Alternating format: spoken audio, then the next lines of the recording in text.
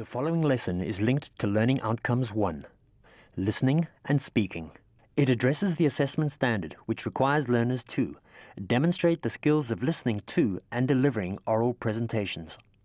By the end of this lesson, learners should be able to pronounce words without distorting meaning.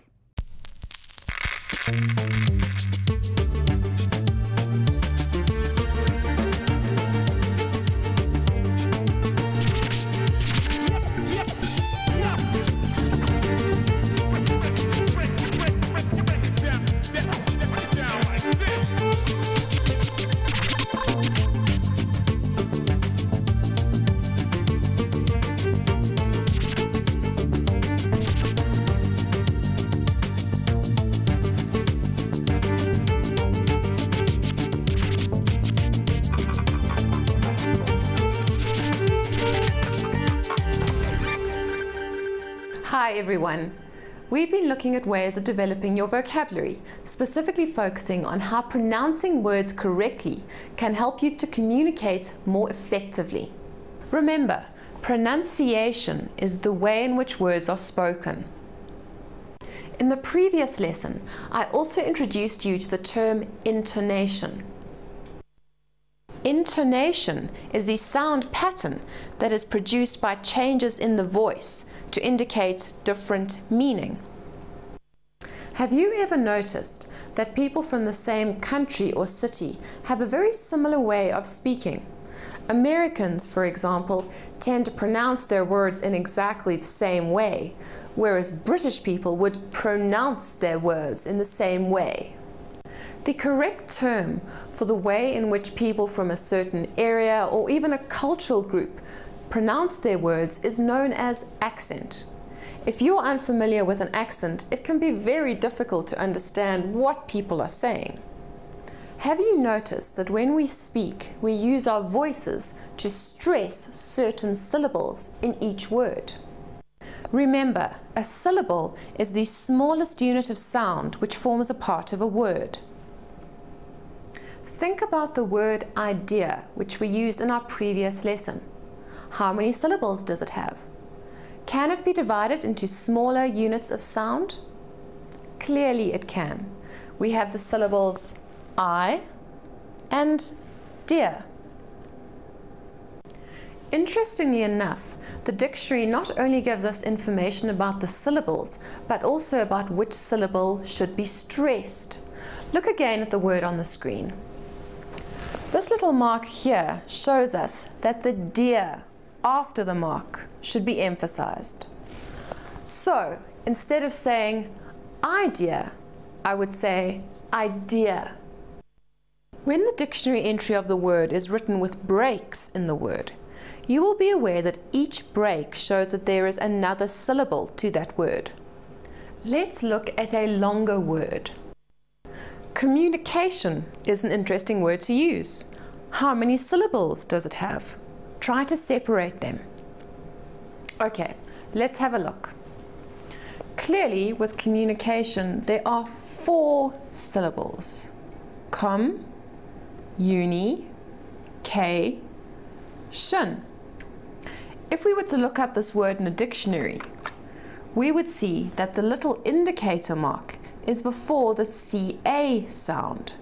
Therefore, the CA is emphasized. Communication. Did you know that the meaning of a word can be changed depending on which syllable is stressed? I'll show you a good example. The word refuse, when the emphasis is on the second syllable, fuse. This means to decline something. We have all used this word refuse before. It's usually used in this sense.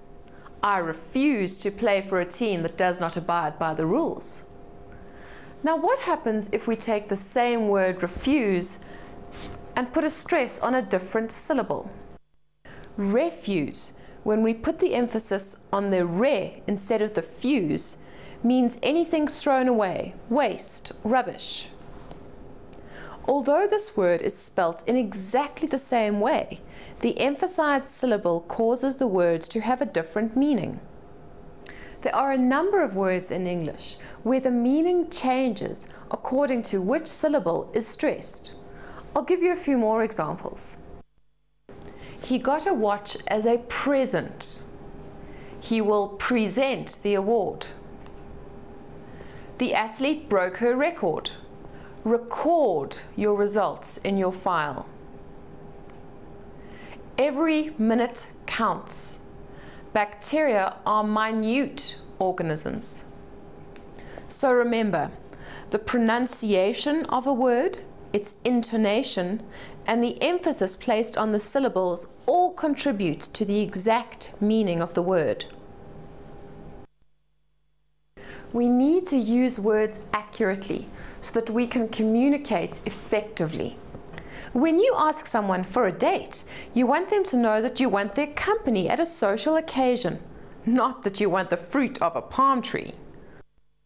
Remember, effective communication is essential, and your dictionary can help you with this in the best possible way. Now, learning to develop your vocabulary is very different from learning something like economics or science. So you need to approach developing your vocabulary differently. Let's look at a few handy tips. Say each word out loud, particularly those that come with a phonetic pronunciation guide. You might feel a bit awkward or very embarrassed, but it really is the only way to get your pronunciation right. Read, read, and read. Remember, if you want to improve your vocabulary, you have to love words. Read books, magazines, newspapers, and websites on any subject that interests you. When you are reading, don't just skip over the words you don't know, thinking you can guess their meaning from the context. Take a moment to look them up in the dictionary so you can be absolutely sure of the meaning. And that brings me to my next point. Invest in a good pocket dictionary. Another helpful tool is doing word activities, like completing crossword puzzles. And lastly, when you learn a new word, work it into your writing and your conversation as much as possible.